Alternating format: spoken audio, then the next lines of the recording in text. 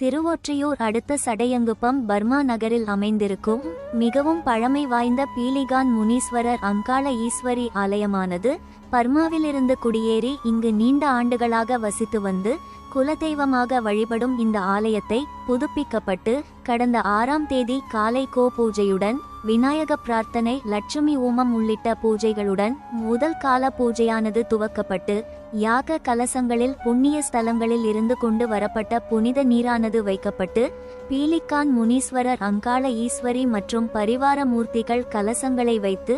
யாக குண்டம் அமைத்து முதல் கால பூஜை துவங்கி அன்று மாலை 2வது கால பூஜை 3ஆம் கால பூஜை என்று சிறப்பாக நடைபெற்று இன்று காலை 4ஆம் கால பூஜை துவங்கப்பட்டு யாக கலசங்களுக்கு சிறப்பு பூஜைகள் செய்து யாக குண்டங்களுக்கு பூரணாதி செய்யப்பட்டு யாக கலசத்தை ஊர் நிர்வாகிகள் மற்றும் கோவில் பூசாரிகள் தலையில் சுமந்தவாறு கோவில் பரிவாரம் மூர்த்திகளுக்கும் கோபுர கலசத்திற்கும் மேளதாளம் முழங்க கொண்டு சென்று கோபுர விமானத்தில் உள்ள கலசத்திற்கு புனித நீரானது ஊற்றப்பட்டு கும்பாபிஷேகம் மிக விமர்சையாக நடைபெற்றது.